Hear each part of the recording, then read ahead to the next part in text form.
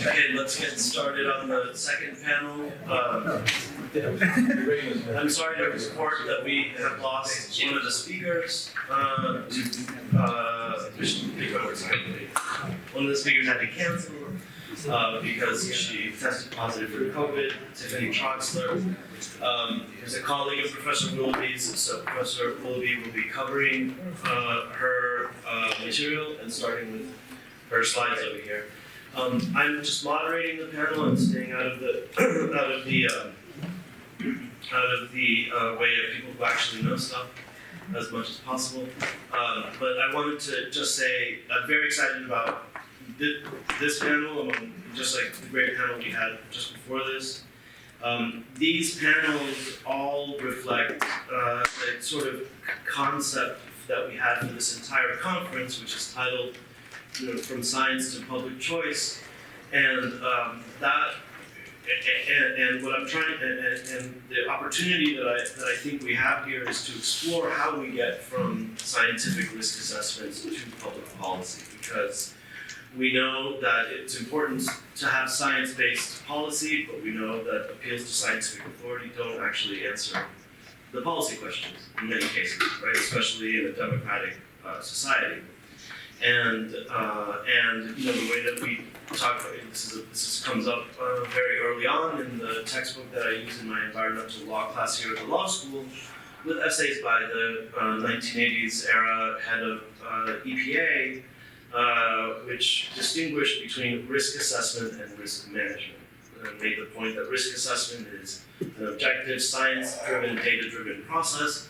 Risk management is the field of policy priorities and competing priorities, which in every area of environmental law always involves difficult choices. And to simplify this, the people who collect crash data for the federal highway system at the Department of Transportation have a very important role to play, but they do not set the speed limit on the highway. And the reason that they don't set the speed limit on the highway is that they would set it to 5 miles an hour. Right? And we know that there's, and here in South Florida, we know that there is no intelligent person setting speed limit at all. It's 55 miles an hour on 836, and there isn't even within 20 miles an hour of 55 miles an hour on 836. And so, anyway, we saw a little bit of these problems, not to another contentious issue that I think may come up in tomorrow's discussion with Brett Stevens. I think that part of the problem that we had during the COVID response is that the CDC was doing the equivalent of people who do crash data at Department of Transportation setting the speed limits. And I think that it's coming out now that in many cases what they were doing was setting the speed limit in COVID response to 5 miles an hour with a lot of collateral social effects that are used to be called misinformation, and now they're on the front page of the New York Times. So those are things that we need to study and think about carefully and be very honest about. So again, this panel reflects that progression, that conceptual progression from science to public choice. We've got Professor Willoughby, who will be starting with Tiffany Troxler's slides, doing double duty on the climate science. Professor Willoughby is a distinguished research professor in the Department of Earth and Environment here at FIU. He's done very important hurricane research. We saw when we walked in here this morning, that was a picture of Hurricane Dorian. Richard Olson, head of the Extreme Events Institute here at FIU, couldn't be with us, but to get Richard Olson started on the topic of Hurricane Dorian, and we could be listening for a very long time. Professor Willoughby's, until 2002, he was a research meteorologist at the Hurricane Research Division of NOAA's Atlantic Oceanographic and Meteorological Laboratory, where he had worked since 1975 and served as a director from 1995 to 2002. He has made more than 400 flights into the eyes of typhoons and hurricanes, and is a former commissioned officer in the United States Navy. Following Professor Willoughby will be Henri Schneider. Henri Schneider is someone like Dan Kreckelberg that I met on the other side of the world at the United Nations Climate COP in Egypt. He is part of the Swiss delegation to the United Nations Conference of the people that we were sort of in the kind of carnival part of the. It's slightly carnival-ish. Yeah. We were sort of in the informal side meetings part of it. Henri was one of the people that was actually in the actual conference, which is an intergovernmental conference of parties to the United Nations Climate Change Framework and the various other treaties, including the Paris Agreement. He is an economist that's regularly tasked with negotiating some aspects of the United Nations Framework Convention on Climate Change. He has also served on the advisory board of the Climate Center and Network, and as an alternative observer to the Green Climate Fund, and he is CEO of the Swiss Federation of Small and Medium-Sized Businesses. And then finally, we've got Matt Burgess, who will be rounding it up. Matt Burgess is a professor in applied economics in the Department of Environment. I'm in the Department of Environmental Studies and affiliated economics. Great.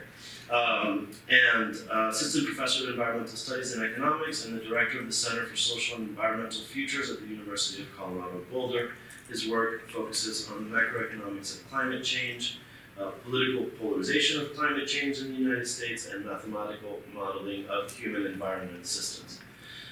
So with that, Professor Willoughby, take it away. Okay. Thank you. Well, I'm going to start by giving Tiffany's bottom line. Blue carbon is carbon sequestered, well, my definition, it's carbon sequestered in the sea. And Tiffany's expertise is carbon sequestered in peat soils, the Everglades. You go offshore and take a core, you find carbonate marl, and then peat buried under the carbonate because the sea rose. There was an equivalent of the Everglades in Florida Bay, and it was buried by oceanic sediments. There are layers of this. This is how the coal measures were deposited 200 million years ago. It's a great way to sequester carbon. There are other places where carbon is sequestered naturally. In the tundra of the Arctic, there's a problem. The tundra's melting.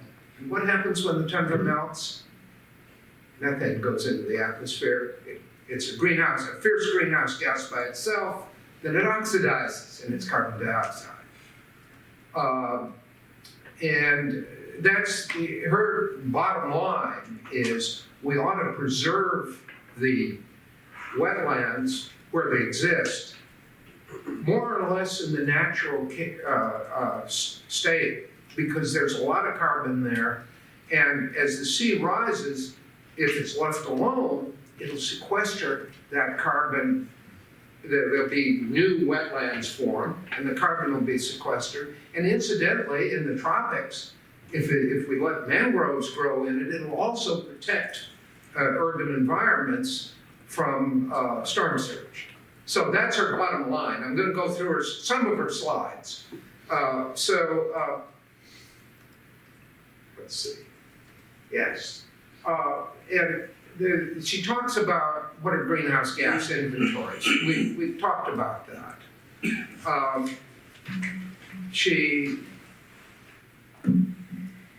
Yes.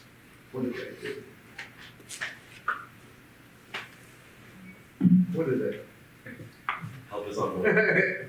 Right, this is why I gave the bottom line first.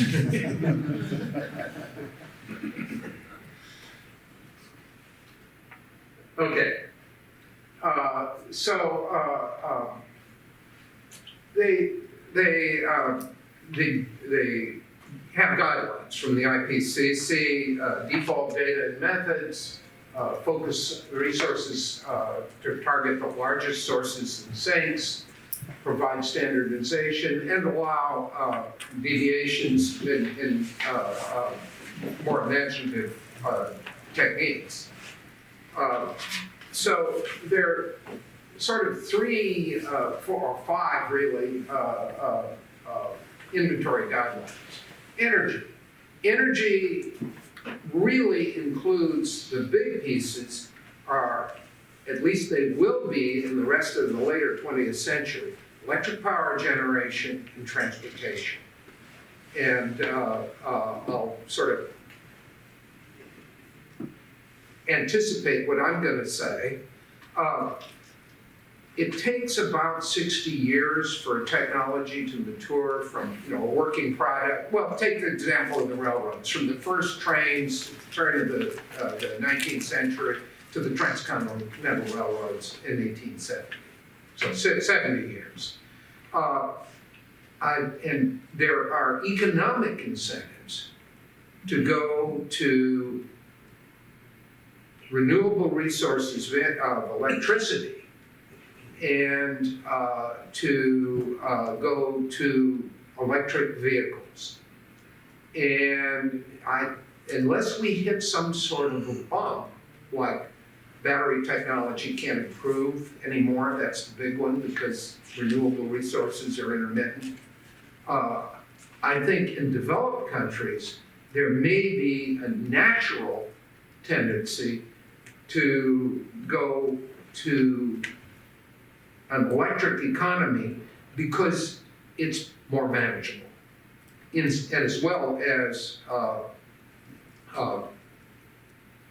environmentally sensitive. So, so what are the greenhouse gas inventories of wetlands? Cross-cutting guidance on organic soils, re-wetting coastal wetlands. Miami Beach was a mangrove swamp. Out on Virginia Key, where I used to work, Virginia Key and Key Biscayne, there's been some natural wetlands restored, and there's a running trail. It's lovely. So there are benefits to it besides environmental benefits. And so coastal wetlands and inland wetlands too, they're big sinks of carbon, and they're aesthetically pleasing. And we can construct wetlands. We can build them up. They've done a thing, and I'm not a big fan of freeways, but they've done a big thing with drainage pools, infiltration pools, where the runoff from the highway goes into a pond and recharges the aquifer. But you need, if you're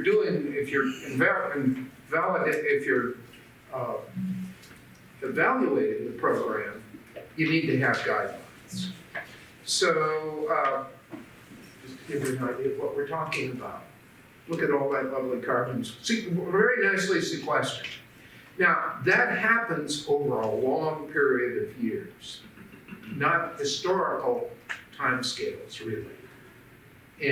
But we can accelerate it by good management.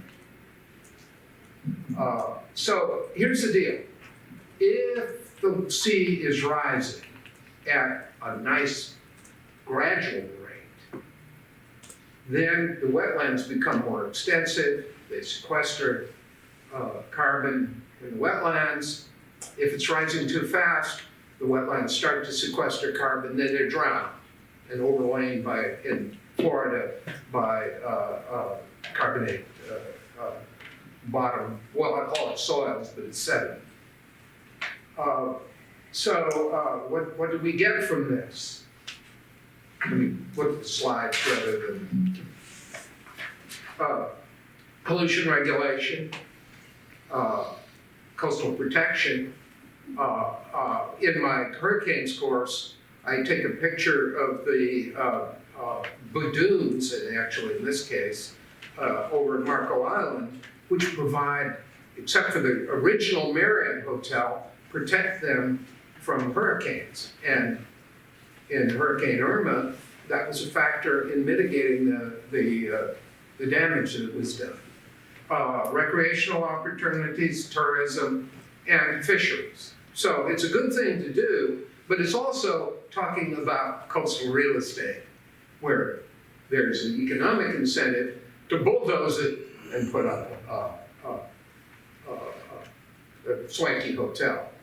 Now, you could build, they've sort of done this in Marco Island. What I would do is build the hotels back on the other side of the strip, the coastal strip, and preserve the wetlands and have causeways across. They're doing that to some extent, but it's to some extent. So I'm going to skip that slide. And coastal blue carbon, negative emissions technology. It reduces carbon sources. If you don't bulldoze it, it stays in the ground. And it enhances, as we've seen, carbon sinks. So this is a good thing, except that you're talking about keeping global wetlands rather than land for development. And in South Florida, I mean, I cynically say in South Florida, we make our living by selling the land either to people who are temporary occupants, tourists, or for people who are permanent occupants, new residents. So, how large is the likely to be, or equivalently, how much carbon uptake is needed to meet the Paris agreements? Let me go ahead on this. Where?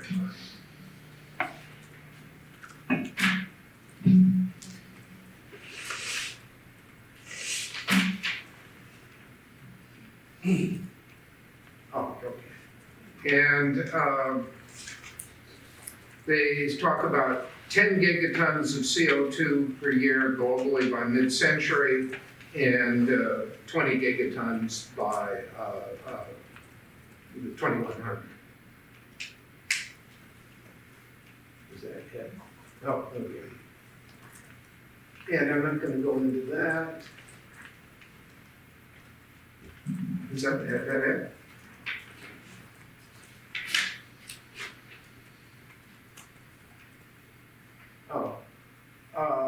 Okay, blue carbon approaches. Active ecosystem management, maintain the existing resources, restoration, and that build new ones. Nature-based adaptation, replace hardened shorelines, which is seawalls, with, in Florida, basically mangrove wetlands. That's going to be a hard sell, but it's worthwhile. A colleague of mine many years ago described coastal condominiums as a one-time use seawall. And you avoid that by putting the wetlands to seaward of the condominiums. Manage less wetland transgression. The sea level rise is just plain going to be an issue. And the sea level rise is fast, the anthropogenic sea level rise is a lot faster than anything that happens naturally. And there's a real question as to whether the coastal wetlands are going to be able to keep up with it. And carbon-rich projects enhance, again, just enhance it. And I'm not going to talk about the Paris Agreement because they're all kind of, probably 80%, 90% of the people here know more than I do. That's it for Tiffany's talk. I hope I've communicated the essence of what she had to say. And I'm just going to go on to my Yeah, that'd be great, I think probably have just 5 minutes. What? Probably have 5 minutes. Okay. Okay. Liv says bring one here. Okay.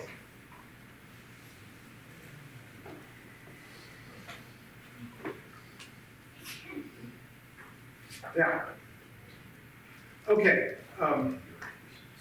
So I'm just going to summarize my take on the IPCC, the sixth assessment report, the physical science. And let's start with the healing CO2. It basically goes up in 2021, 2023, 2 parts per million per year. It actually goes up 4, it goes down 2, and as the northern hemisphere spring comes in, and then so we get a net of 2. It's basically the deciduous trees in the northern hemisphere losing their leaves in the winter, and they rot in the summer, and and I always draw the healing curve starting at 0. So the interglacial, that was the CO2 concentration when Thomas Jefferson was president at the start of the Industrial Revolution. And so we've gotten up a little bit above 300 parts per million in 1957 when they began measuring CO2 at Mount Loyola. And during the last interglacial, 20,000 years ago, it was a little less than 200 parts per million. Now, well, go on. What are the consequences of global warming that we see now? Well, I grew up in Arizona, and this is Arizona and California, but it could be Spain, it could be any place in the subtropics. Drought, wildfires, and paradoxically, floods. Lake Mead, a freeway outside of Phoenix, the flood, drought and flood. And wildfires are the way that forests give way to grasslands, and then the grasslands give way to deserts. And what we're going to see as the world gets warmer is it's going to rain more in the deep tropics. It's going to be somewhat more precipitation in the poleward margins of middle latitudes and the poles, and drier in most of mid latitudes. And that has implications for food production. We'll replace wheat with corn, with I think this is a real concern. I think at the end of the present century, humanity may face a crisis of food. Now, I sound like the Ehrlichs and their population, resources, and environment. We would have had, if they'd been right, we'd have all starved to death in 1990. But, so, take it with a grain of salt, but it is a hazard. Well, the IPC runs on representative concentration pathways. And the pathways are 8.5, that is let's explain that. It is changing the radiation balance of the Earth's surface by 8.5 watts per square meter. The average over the surface, taking into account night and the Arctic and everything, is about 240 watts per square meter. The change in the radiation balance that we're experiencing now is about 1.6, 1.7 watts per square meter. Now, that isn't enough to explain the temperature rise. We have a lot of history of, well, that isn't enough to explain how warm it's getting. Or, gee, Vidkun Milankovitch, the changes in the orbit aren't enough to explain the ice ages. The Earth responds to changes in temperature naturally with changes in CO2. We're thawing the tundras, and that's releasing methane, which becomes CO2. And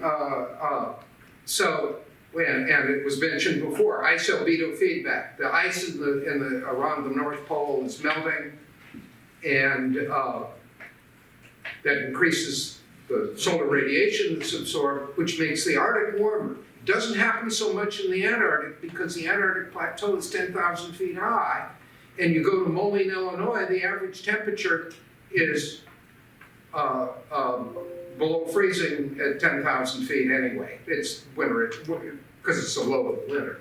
So the temperature rise is between 1 degree now, 1 degree centigrade, and under the highest information,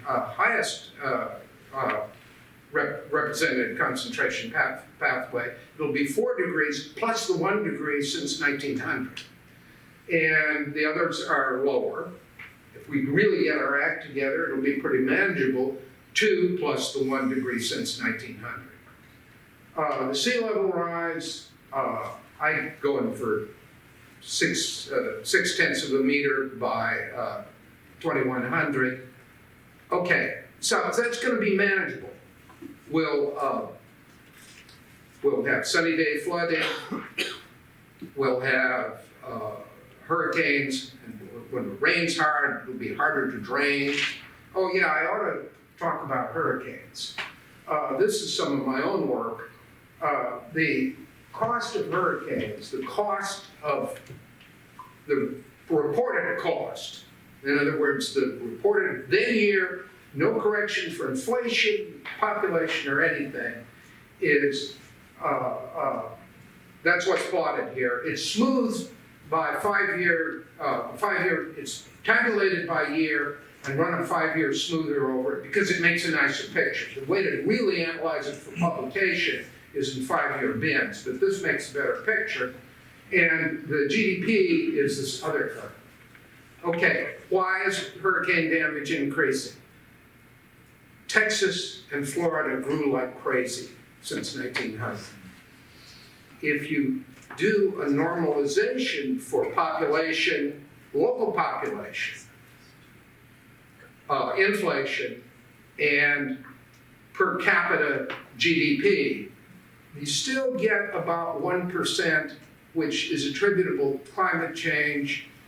It's going to be published if I can convince the reviewers, because it's the way you expect it to look when the signal is emerging from the noise.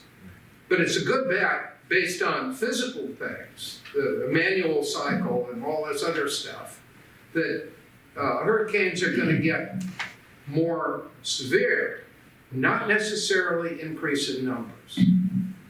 But if Hurricane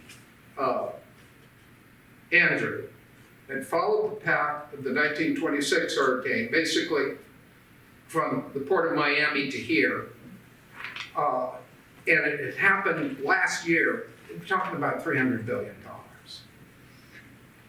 So here's what the future holds. As we go out in this century that we've got 3/4 of it left to go, we're probably going to be able to deal in Miami with the problems. Sea level rise, more flooding, more storm surge, et cetera, et cetera.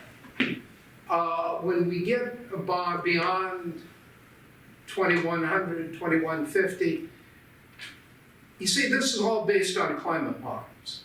Climate models are wonderful tools, but they're validated against the present climate, the coupled model intercomparison program.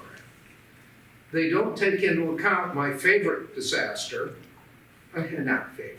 I'll be dead when it happens, so it doesn't matter.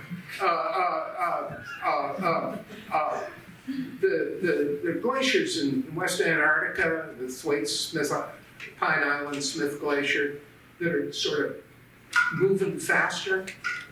And if they go into the bottom, and we melt the floating sea ice, the buttresses them, and they go into the sea, then we can get multiple meters of sea level rise. So in 2200, where we're standing, well, okay, I'll close with this.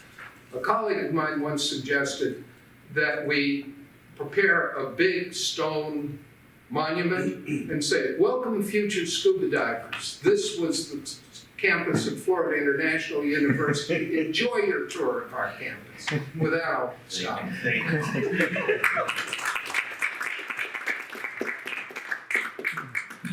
And I just want to point something out before going on to and Dr. Schneider, that there is, I've talked with Professor Willoughby and other professors here at FIU. There is an IPCC reading the summary for policymakers expresses low confidence, expresses low confidence that hurricanes are getting stronger or more frequent in the data. But the hypothesis is certainly, just because this is one of those things, but just because the data is not there, maybe the data set's not big enough. The hypothesis, I think, is personally, this is what I say at home, the hypothesis is very strong that slightly warmer oceans are going to lead to stronger hurricanes. And I spent all summer worrying about this. I've got a little hurricane tracker on the EFRN website. I saw Hurricane Ian, and I mentioned it to my wife when it was north of Guyana. Okay, I think it wasn't even a hurricane then. And I was like, look at this one. And if you I'm starting to understand that if you got the high pressure zone, it's going to go like that. And this one's going to be a problem. And it was, it hadn't reached Cuba, and it was still forecasted to be like Category 1, Category 2, and all of a sudden we have a Category 4 hurricane. And I've been through a lot of hurricanes, and don't want to steal. I should just stop talking about it. But I do want to say that this is something that I hope comes up on this panel and future panels, because maybe it's not in the data, but it's definitely something to worry about. Hi everyone, I'm Henri Schneider. As I've mentioned, I sometimes am tasked with negotiating parts of these international climate agreements. For example, the Paris Agreement. I was part of the Swiss delegation negotiating it. If you look closely at this picture, you will not find me. But you will find in the center of the whole thing the president of the Paris summit, which is the French foreign minister, Laurent Fabius. The foreign minister in a climate agreement. Not the president of France, that's the guy who's standing next to him, and not the environmental minister, the foreign minister. Why is this important? It's important to understand what we're talking about. We're talking about a primarily political agreement. It is not guided by science. We've seen the science now. We had half an hour of science. It is maybe informed by science, but it is clustered around political, and especially, we're talking about France here, especially around geopolitical or diplomatic priorities. This doesn't make the agreement a bad agreement or a good agreement, but it's important to know what agreement are we talking about. And we're talking about an agreement that specifies that parties are committed to act. Not to deliver results, but to act. And I'm speaking here out of institutional memory because that is one of the most important things to understand here. We are talking about an agreement to act. Everyone declares what they want to do, but no one is liable for achieving or not achieving the result. And the result itself is highly contestable. I don't expect you to read all of this. I just, in order to say the result itself is highly contestable, I have here a copy-paste of the Article 2 of the Paris Agreement. This Article 2 is fantastic because it states the goals of the agreement. And what are the goals? The first goal is mitigation, and the second goal is adaptation, and the third goal is finance. Mitigation, as you know, means reducing greenhouse gas emissions. Adaptation means living with climate change. Now, most of us would think, yes, both are important. But in the negotiations, they are often played against each other. Because, yes, both are goals of the Paris Agreement. The question is, which is the more important one? Some countries believe, and I would say a majority of countries believe, that adaptation is a more important goal than mitigation. And then we come to the third goal, which is finance, which for most countries means they want access to finance. What for? For adaptation. Again, it's not for or against the Paris Agreement, not the weakness, not the strength. I'm just institutional memory trying to tell you what negotiators think when they go into that. They listen to the science, but at the end, it's a different logic that's at play. It's a more political logic, or public choice logic, or a game theoretical logic. In the Paris Agreement, you have another principle that is in there, in this Article 2, the principle of common but differentiated responsibility. And this is a very important principle, because it says that we all commonly agree to do something, but we agree that we are not going to do the same thing. And it's by design like this that countries are on their own in deciding what to do. The idea is the Paris Agreement has different components. We're coming to them in a moment. You use it, you combine it, then you declare transparently what you're doing, you try to measure, you try to come up with some comparisons, and then there is a stock take, which is the peer pressure of the countries engaging conversation with each other. So yes, sometimes you can skip some things, sometimes you can skip some time frame, but you as a country will never be able to skip everything at every time, because there is this process of peer pressure, and it works. But again, by design, the institutional design of the whole thing is that any country can decide whatever it wants to do under the Paris Agreement. We had even this very special situation that Japan stated that they are going to increase their CO2 emissions because of the Paris Agreement. Their logic being, the Paris Agreement allows them to increase the emissions, but they are going to increase it, of course, less than business as usual. It's not inherently against Paris. It's only here to express once again how the Paris Agreement is structured. And it's structured like the toolbox. There are several toolboxes to address these several goals, and there are several tools to address the principle of common but differentiated responsibility. We have a whole program on adaptation. We have some part of a program of mitigation, which includes the countries declaring themselves what they're going to do, which includes special consideration of forestry, and which includes also the market mechanisms in the last slide by Stephanie, the one that we skipped. I'm coming to that slide in a moment. And of course, we have a lot of finance. And again, finance is not what the ESG crowd thinks that finance is. Finance is not sustainable finance. That's something that people came up with, they're very nice. But if you are in the negotiation room, finance means that some countries, which we might call developed, pay for other countries, which we might call not developed, including Singapore, by the way. Singapore fiercely aligned itself with the developing or emerging economy.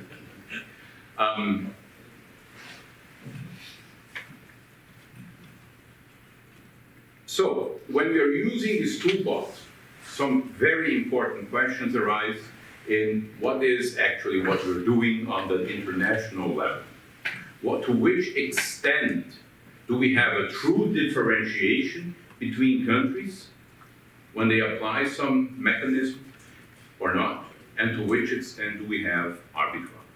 And there are many, I would say, just to kick off the discussion, hard questions to ask about what is the precise, if there is one, frontier or border between differentiation and arbitrage. Let me come up with some examples. The European Union wants to launch a thing called the CBAM, the Carbon Border Adjustment Mechanism, which is basically import duty on some especially, the scope is not going to be very large, but on some especially greenhouse gas intensive goods. The thinking there is, why do we have CBAM? In order to have a countermeasure to carbon leakage. Because if we, I mean they, Europeans, the European Union, has such high standards of climate action, then these high standards are going to cost a lot. So this is an incentive for companies not to produce there anymore, but to produce somewhere else. Makes sense, at least intuitively. As economists, I would ask them several questions about this. I really think it's pure rent seeking, but that's not the question here. The point is, it is an infringement of the Paris Agreement. Why? Because the Paris Agreement explicitly says differentiated responsibilities. Any country that does anything under the Paris Agreement, so any economy that takes any one of these measures, is technically in agreement with the agreement. A CBAM would be a discrimination against a country fulfilling its commitment to act under the Paris Agreement. And that's a hard question. What's more important? Be in complete agreement with the Paris Agreement or trying to do something against carbon leakage? If countries only do nominal stuff like, technology transfer, then is it enough to be considered in agreement with the Paris Agreement or not? We cannot say in compliance because that's a legal term that apparently the Paris Agreement doesn't allow it. Since I'm talking about technology transfer, that's another hard question. What does technology transfer mean? We have it in the agreement, but usually the transfer of technology is not just the implementation, it's also the transfer of knowledge. We, so-called developed countries, like to own our knowledge as intellectual property. Intellectual property might be a barrier to implementing the technology transfer, which is one of the mechanisms under the Paris Agreement. So here again, we will have to ask this hard question, and this question is going to come and become even more important. How much of, what's the trade-off between IP and transferring not only machinery and that stuff, but the knowledge of how to build, of how to implement stuff. Another hard question, which is exactly this how to deal with all these different mechanisms under Paris, which have been developed politically, is mitigation. In the mitigation itself, you have offsetting. Offsetting is a huge issue because some countries consider it to be part of what they can do, and some other countries consider it to be against the common but differentiated responsibilities, because offsetting, if it's international, basically means that I am delegating my responsibility to another country. And whoever negotiates Article 6 of the Paris Agreement, like me, is discussing that since 2012. So since before Paris, we're discussing if or whether offsetting is commensurate with the principle of common but differentiated responsibility. And you're talking about offsetting carbon emissions. Yes. And even within the same approach, sequestration is a wildfire. If you go into a negotiation room and say, we want to talk about sequestration, have half of the planet say no, because that is not a responsible thing to do. We're just taking advantage of something that is lying around anyway. And these are the hard questions that we will have to ask. We have the framework. Countries can even, and that is not a problem, come up with policies. Some will come up with good and bad policies. The hard question is, how do we compare these policies? How do we make a judgment call on whether they are equivalent or not? And this is my input. Thank you.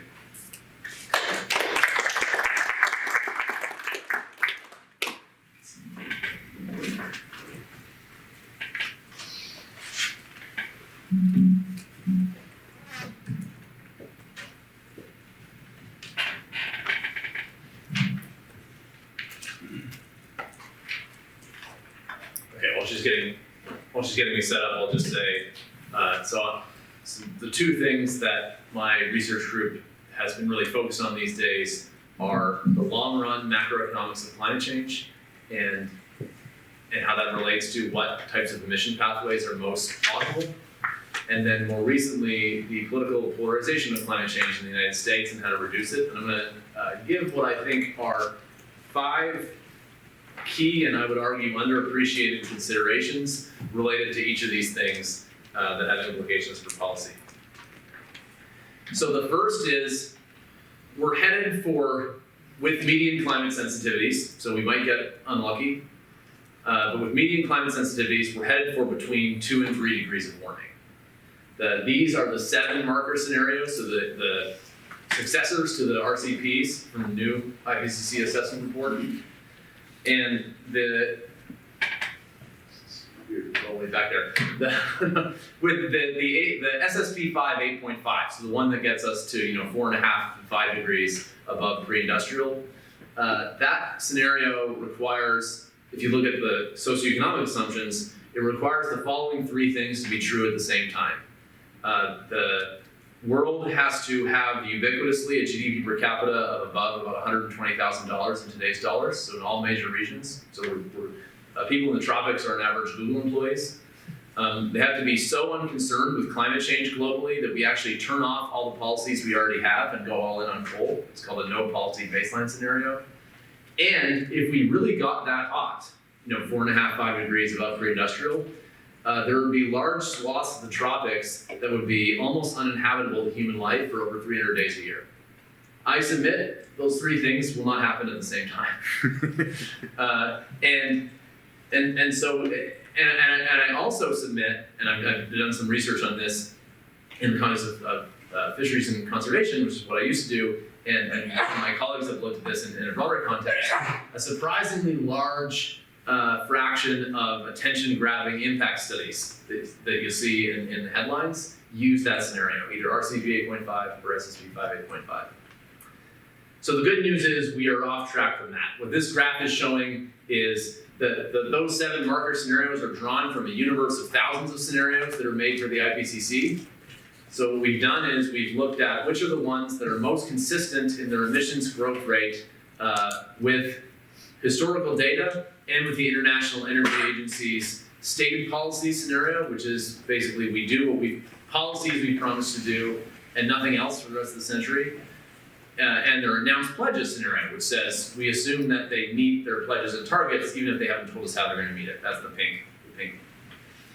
So if you take the scenarios that are consistent with those and follow them up to 2100, because the IEAs stop at 2050, you get the announced pledges give you about 1.5 to low 2s in terms of with median climate sensitivities, and the ones that are consistent with stated policies give you between 2 and 2.5 with a median of about 2.2. Now, we might get unlucky, right, with climate feedbacks that Professor Willoughby talked about, so that could bring it a little bit higher. We might get lucky if you look at with emissions. So if you look at the IEA's stated policy scenario, they've revised it downward every year for the last few years. So they've underestimated the pace of progress. But a reasonable worst case scenario would be something like constant emissions from now to 2100, and that would give you about 3 degrees with median climate sensitivity and current policies. So we do nothing except, we don't even do things we pledged, we're already doing nothing else for the rest of the century. The Climate Action Tracker website estimates that gets about 2.7 degrees. What does all this mean? The David Wallace Wells, the journalist who famously wrote the book The Uninhabitable Earth, recently wrote an article that cites our research and the research of other groups called Beyond Catastrophe, a New Climate Reality is Coming into View. And I would argue that the policy implication of this and the discourse implication of this is we need to get away from the false dichotomy of there's nothing wrong, everything's fine, and we're all gonna die. Okay. There's bad news on this graph, but good news behind it. So one of the things I've been interested in recently is what is the most likely or most plausible range of economic forecasts up to 2100.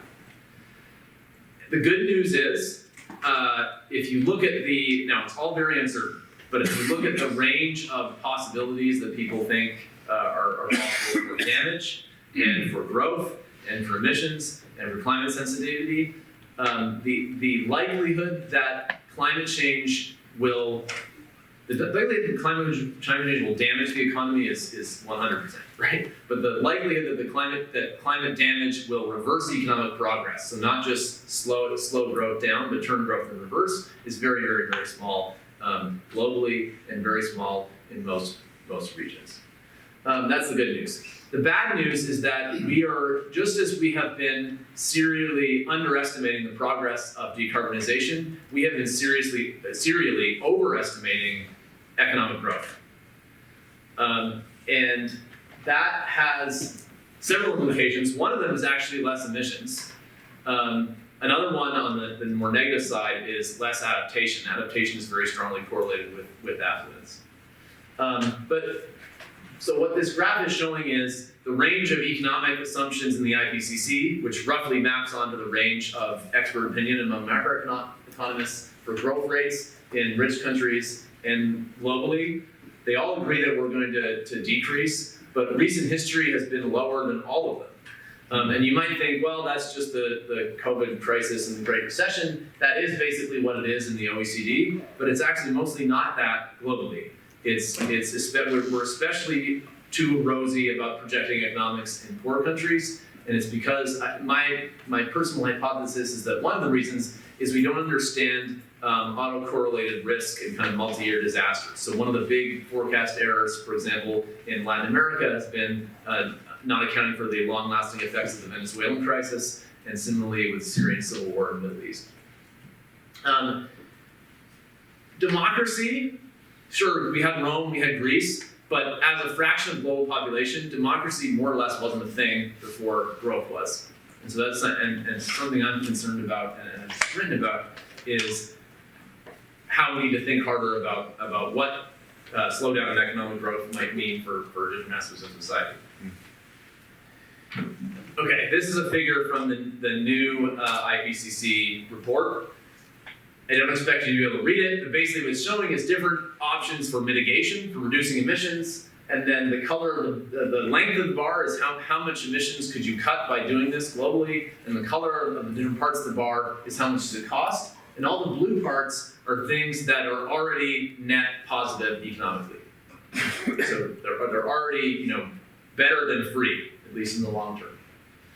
And so there's a lot of important debates in public choice about how hard should you push, how much should you be willing to spend, how much should you be willing to tax. But I submit that we should do the blue things. And I also submit that there's some political opportunities to bring people from different political walks of life together around the blue.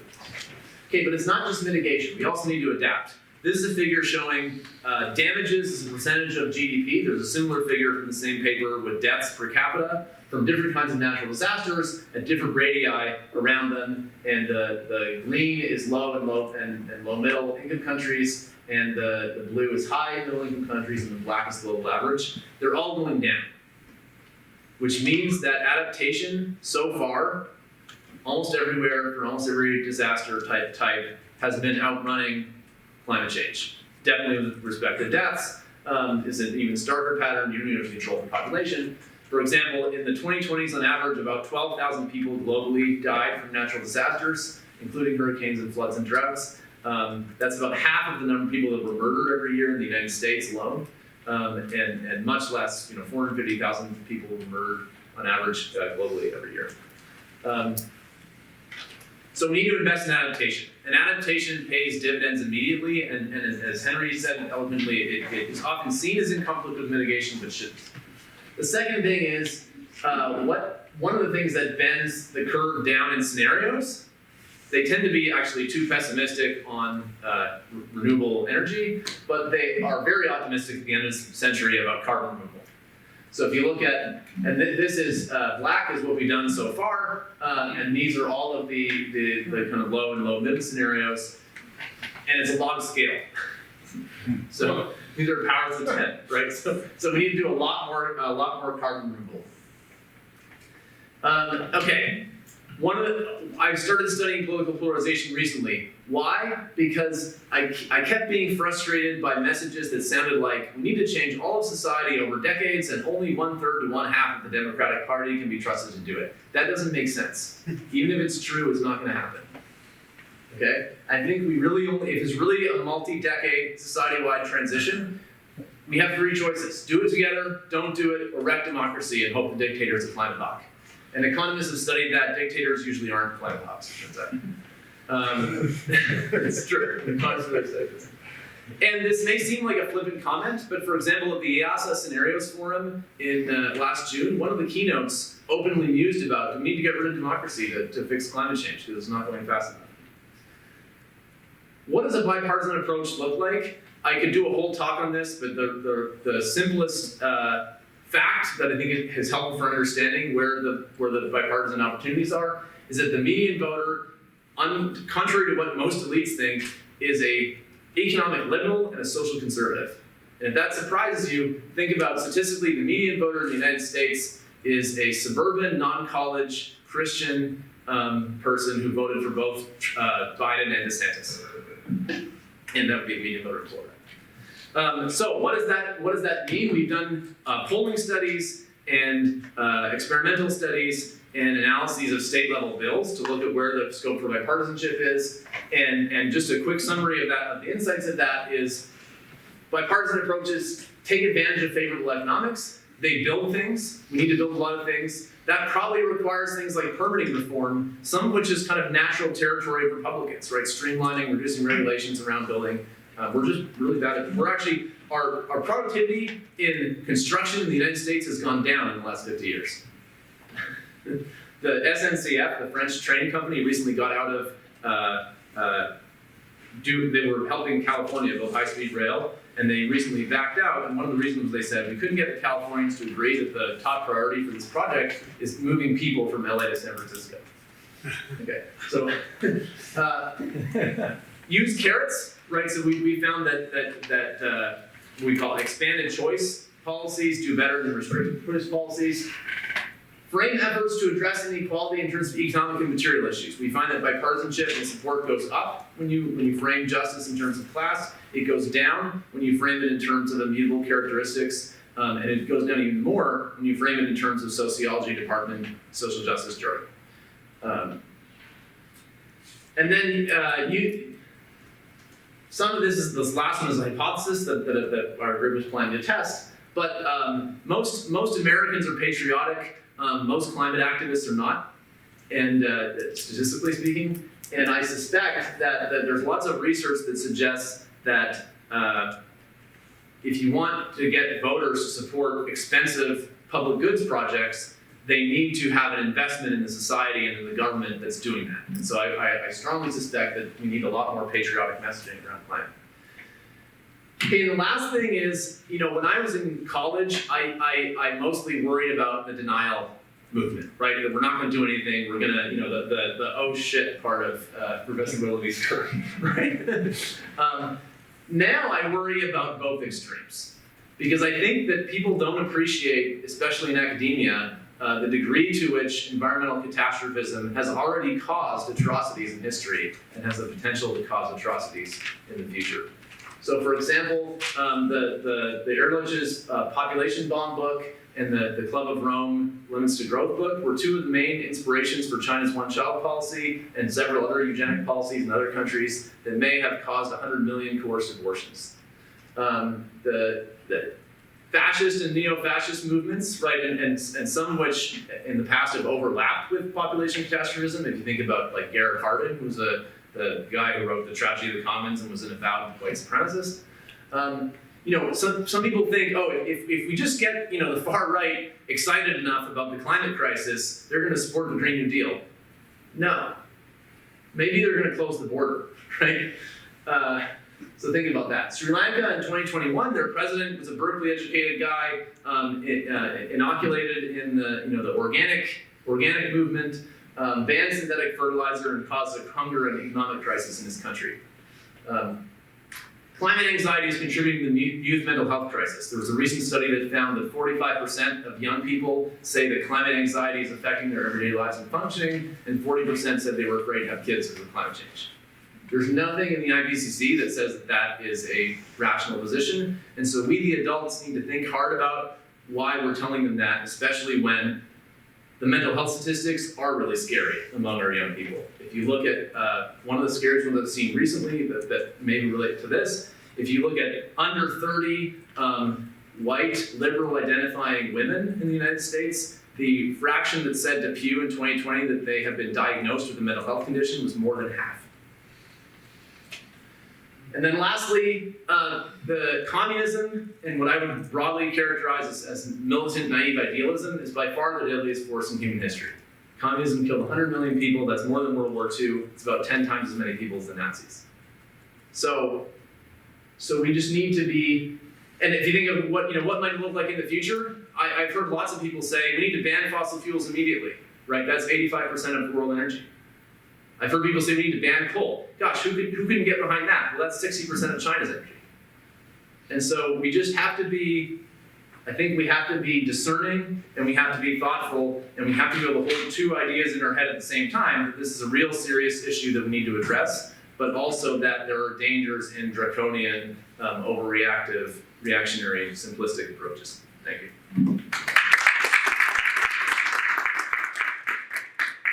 So I'll take a moderator's prerogative and just start with a question picking up on something that we're going to have the last panel of today is going to be entirely devoted to something that Matt mentioned, which is permitting reform. But I just want to mention it on this panel because it's very important, and I think that it's very important to a lot of the work that scientists are doing in this area. It's very important to a lot of what people were talking about at the United Nations Climate Conference in Egypt, and what they'll be talking about next year when it's held at the world's most lavish display of oil wealth. I don't know why they're having a copy in Dubai, but anyway, and it is that these projects, and it's something where the lawyers can really contribute something substantive to the science, which is very rare. And it's that there's a factor in all of the prognostications. Take as an example the World Energy Outlook of the International Energy Agency. There is a factor in all of their prognostications for deployment of renewable energy and getting to net zero and pathways to reducing carbon emissions that they are told that they have no way or haven't figured out a way of taking into account, which is the fact that in the United States, in Europe, in Australia, in the world's major economies, the renewable infrastructure that would be necessary to achieve net zero within our lifetimes cannot get their permits at the scale that they're talking about. You would need in the United States, most studies suggest 500 gigawatts of solar to achieve net zero. That's like 1,000 utility scale solar plants. The entire federal bureaucracy operating full tilt can produce maybe 2 or 3 solar permits for utility scale projects every year. And the Obama administration was completely focused on this issue. They squeezed every bit of efficiency out of the process that it could. The Trump administration was focused on this issue because I was there working on this issue for 3 years, reading NEPA cases. Up in the 4th floor of the old executive office building. And the Biden administration has focused on this issue but doesn't have much to do because so much efficiency has already been squeezed out of the system that unless Congress does something, it can't be changed. And I'm previewing now what my presentation is going to be this afternoon, but the interesting question that I have for you all is, we had a reform that would have done this, that would have helped streamline permitting for some of these projects that Senator Manchin proposed. And the bill was very transparently special interest driven. The major components were a series of reforms that would have made life easier for the natural gas pipeline companies, and then a series of reforms that would have made life incredibly easy for transmission line developers, which is the real long pole in the tent of the renewable deployment, as we'll see in a couple of hours. And who killed it? The progressive caucus. So the 1/3 of the Democratic Party that you're talking about, that you would think is the one that can responsibly manage climate policies, it went out on a limb to kill the one effort at permitting reform that made it through an entire Congress that was supposedly, whose number one priority was supposedly the deployment of renewable energy to achieve net zero. And so I just have a question for you. What's going on in the politics there? I mean, what's going on in the politics there? Yeah, I think that there is two parts to it. One is what I would consider a stupid optics part, and another I would consider a more serious trade-off part. And so apologies for my blunt language, but it's useful. So the stupid optics part is this has something that's nice for oil and gas that oil and gas specialists want, and Manchin is an oil and gas guy, so the narrative goes. So this is bad. It's kind of an impurity. There's lots have been written about how parts of the progressive climate movement have this quasi-religious undertone at times, and quasi-religious behavior relates to purity psychology, and so something that's impure violates purity psychology. The more serious trade-off part with permitting, so we need to multiply, I think, by about 2.5 times the rate at which we build interstate high voltage transmission lines to satisfy the IRA's targets. And if you're going to build transmission lines across multiple jurisdictions, you can either give everybody a veto and get nothing built, or you can be more selective or streamlined in your consultation process, and you'll get it done, and some people will be consulted. And I'm not here to tell you what you should pick, but I am here to tell you that that's a real trade-off. That if you want to, Francis Fukuyama famously called this the vetocracy, that the ability to govern decreases in the number of people given a veto. It's a pretty simple mathematical principle, right? If you're trying to solve something subject to constraints, you multiply the number of constraints, you decrease the scope for solutions. And it's the progressive wing of the Democratic Party are right that historically, when we streamline and we don't consult, it's disproportionately people who are poor and disenfranchised that don't get consulted. So I can't tell anybody how to resolve that trade-off, but that is the trade-off. That if you want to build things fast, you're going to have to not give everybody a veto, and if you want to consult everybody and give everybody a veto, you're not going to build things fast. Deal with it. Thank you. Any questions from the audience? Professor Loyola. This is for Henri. Can you tell us a bit about the European emission trading system, right? It is a cap and trade. What type of, do they have allowances? Is it an option for the permits? How do they determine the price of carbon? What are the goals, the cuts going into the future? Is it working? And you have 10 seconds. Yes, I know. So some people would say it's a mess. I would not say that. I am very critical of it. I would not say that. Europe has a cabinet, the European Union. I always have to say that because I'm Swiss. I do not belong to that club. The European Union has a cap and trade system for certain sectors of the economy, especially energy production, cement, steel. They are trying to move the system from a system of free allowances and then trade to a system of auctioning and then trade. The system as it was set up was logical, with one big problem.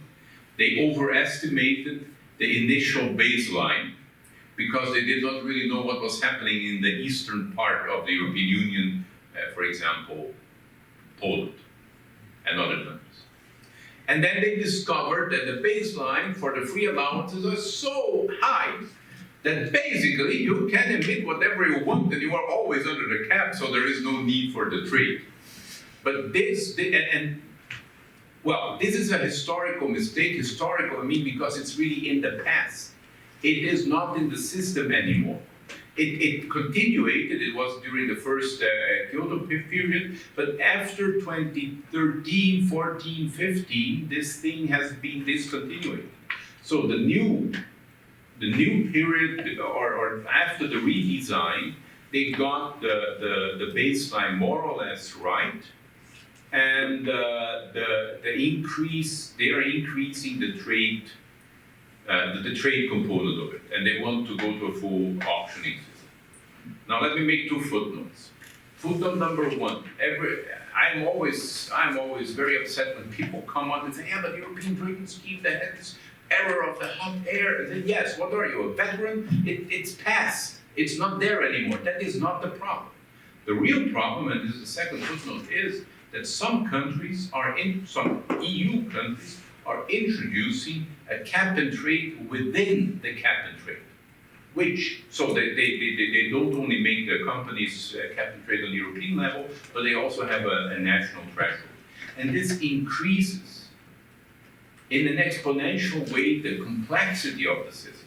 The problem of European cap and trade is its complexity. It's not like California, Ontario, the link. It's a very complex system to navigate. And if you increase the complexity, you increase transaction costs, which at the end delegitimizes the whole system. This is my more or less short answer to a complex question.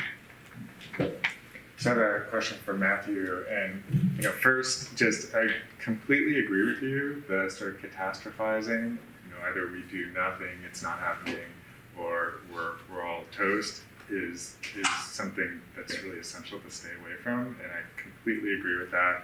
I also agree that the transformation we're talking about, we can't do in a one-sided way.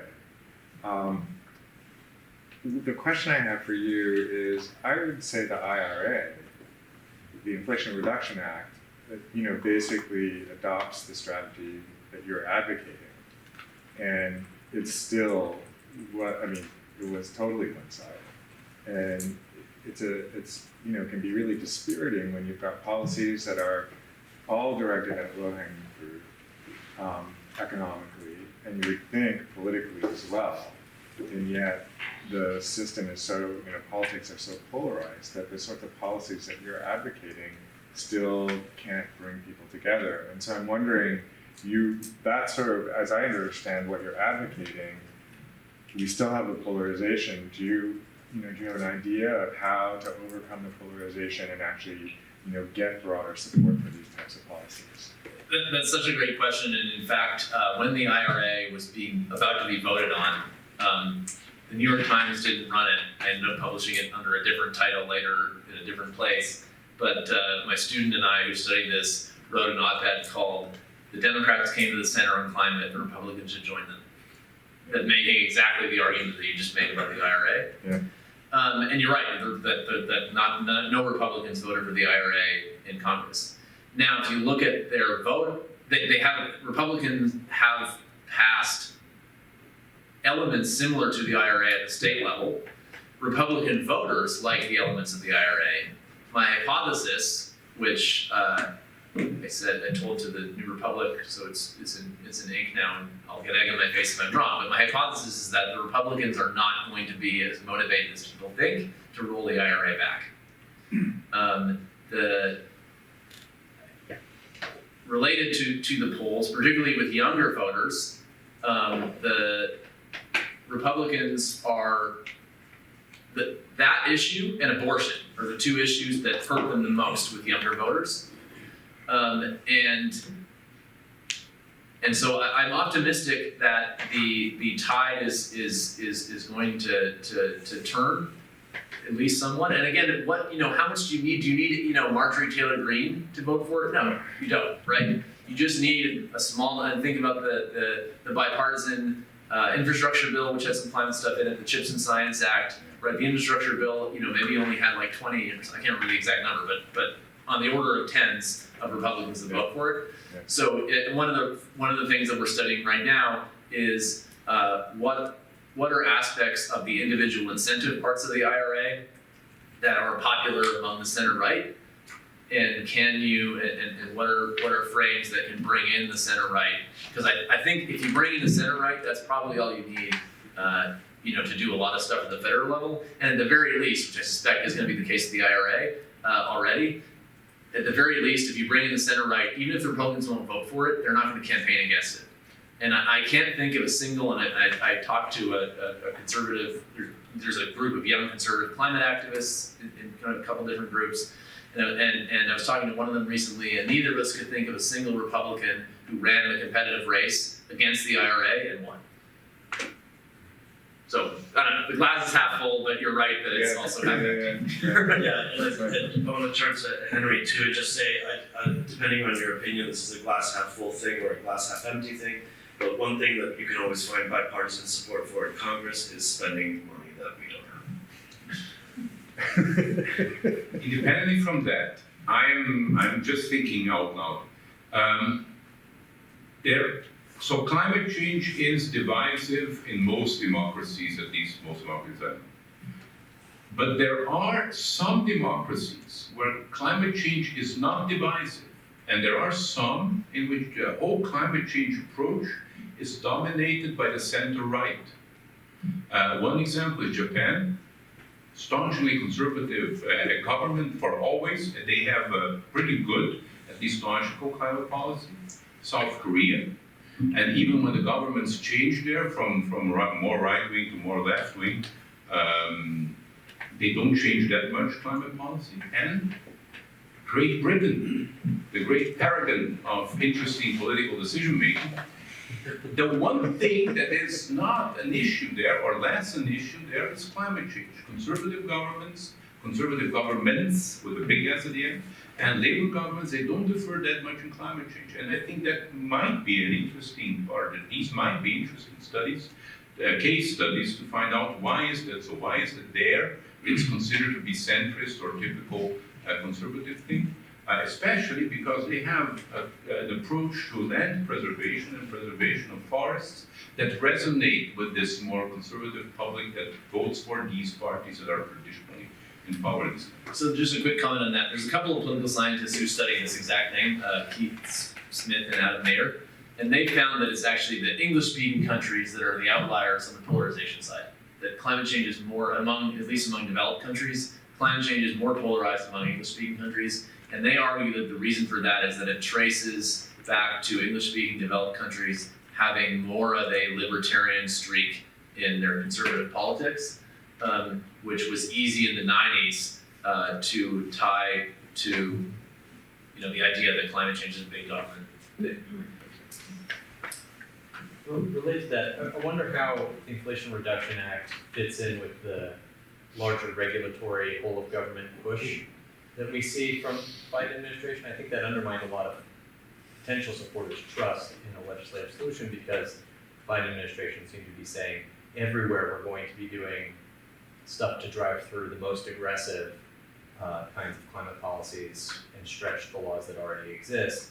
And that seems to me to undermine the sort of good faith requirement to come to the center on some of these things. I'm just curious if you talk about how that might, whether that's correct and whether there are any things to do about it. I mean, I think that's a reasonable comment to the point about Republicans passing similar parts at the state level, right? The support for anything comes in the broader context of that government, and certainly there are other things that the Biden administration has done outside of the IRA that are more politically toxic to the GOP. One of which is that. So yeah, I don't know if that's a good answer, but Can I jump in on this and say that I think that there are many examples where the rhetoric of the Biden administration has far exceeded what the impact of what they're actually doing in policy terms.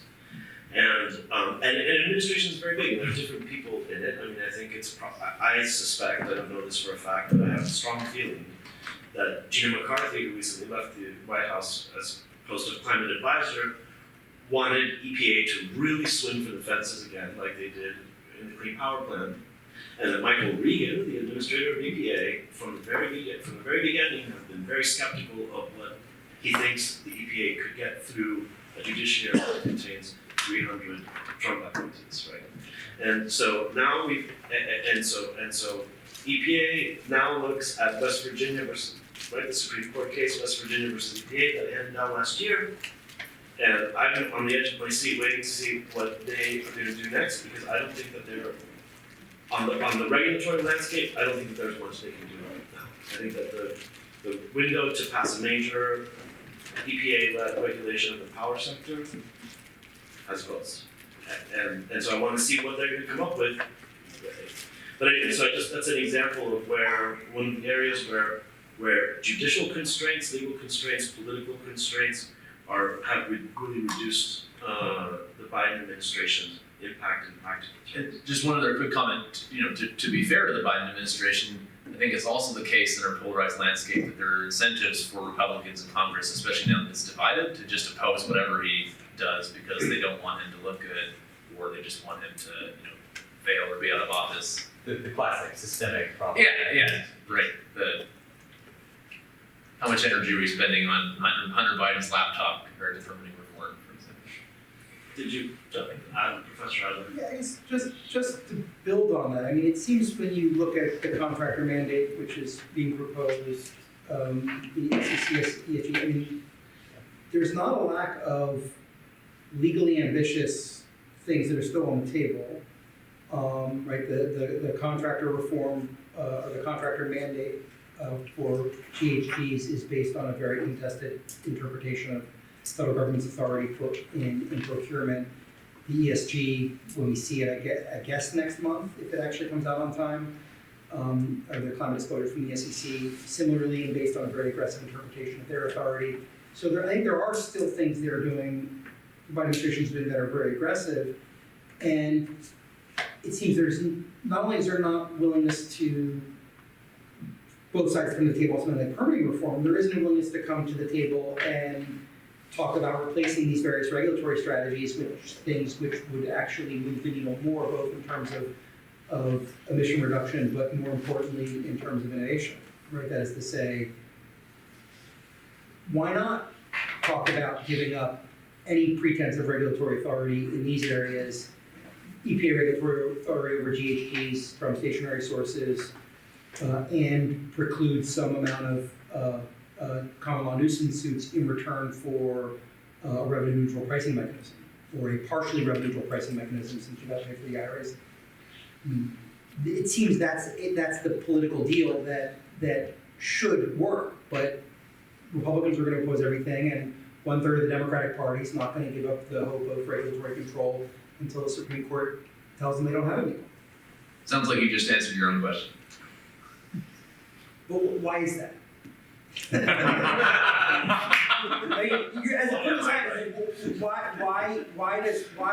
Why can't that, with that being a logical deal, overcome the political intransigence of the moment?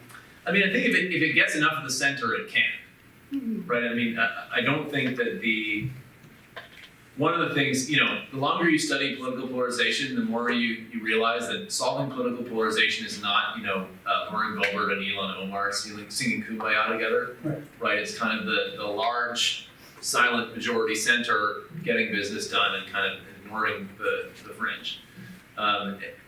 So I don't know, in this particular Congress, I couldn't tell you precisely why that center kind of isn't quite big enough, but that's where it's going to come from is, peeling enough of the Chris Coons types and or even not just Chris Coons, people who are maybe, very progressive, very conservative, or pragmatic. I think of like Richie Torres in the Democratic Party, right? Who's had, he's part of the Progressive Caucus. He represents the poorest district in America, and he's had fawning profile in the New York Times written by Bret Stephens, who's going to be talking here tomorrow, right? Because he's a pragmatist.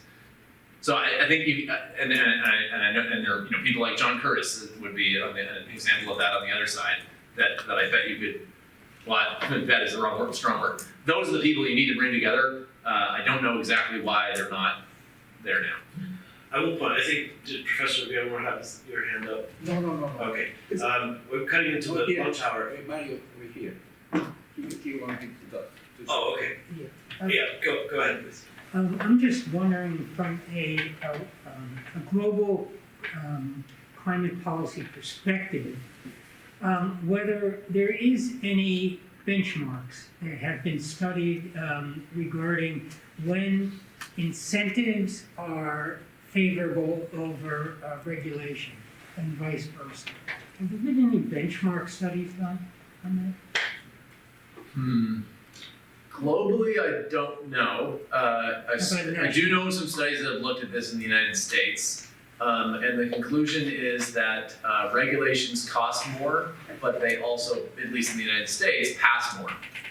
Right, so there's this debate about renewable portfolio standards. There's some economists, for example, the University of Chicago, that estimate that they cost about twice as much per ton as the carbon tax would cost, and the rebuttal from the RPS people is, but they exist.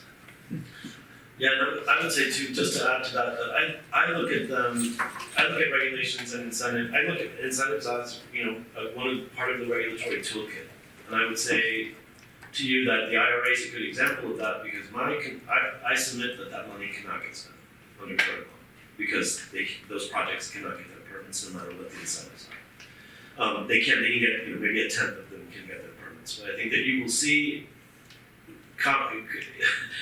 Congress have some real difficulty getting the federal government to spend the money that it's appropriated under that act for this reason. And so the point is, we really need regulatory reform. We really needed regulatory reform to accompany that. That's why the side agreement that Senator Schumer and Manchin reached to pass the IRA was so important and should really. Manchin lost the battle when he didn't insist on those provisions being part of the IRA in the initial passage of the IRA. And I would say that this highlights yet another issue, which is also a public choice problem. One reason that the Manchin bill failed is that it sucked. I mean, to put it right, and the reason why it sucked, sorry to use that language, is that it was very transparently driven by special interest groups. You had a couple of things that were like codifying the Trump era stuff that didn't make any sense to have in there because the Trump era stuff, which I worked on, we were only doing that because we were trying to make up for the fact that Congress is not fixing a problem that only Congress can fix. So codifying our fix was a complete waste. And then the other major provisions on the transmission, routing, and the natural gas stuff was like very transparently special interest driven. And so what I would like to know, and I'm eating into the lunch hour here, so let's close here with one final question. I have one remark to the benchmarking thing. Okay. I think the important thing to keep in mind about the climate policy is it is always granular and always situational. Because you have things in there like how to build buildings, how to produce energy, how to make cars, how to use cars, who uses cars at which time. So it's very difficult to have such kind of benchmark. I submit, to use that phrase, that if you leave the choice to the agents, you will be generally better off. Switzerland and climate change is the most divisive area of politics in Switzerland. Switzerland has a choice approach. So you, for example, as a company, you can choose whether you pay the carbon tax, or if you join a cap and trade system, or if you reduce your emission by other means in the carbon tax. And we found out that with the choice, people at least accept the policy better. And we found out that the more or less ambitious goals of Switzerland are fulfilled via the choice approach. So it's actually the exact opposite of the benchmark is let everyone do whatever they consider to be correct and what they consider to be in line with themselves, but get people to act. And that is, by the way, also the logic behind the Paris Agreement. Great. Thank you very much. With that, we'll have lunch just outside in the atrium, and then start the next panel here at 12:45. Thank you.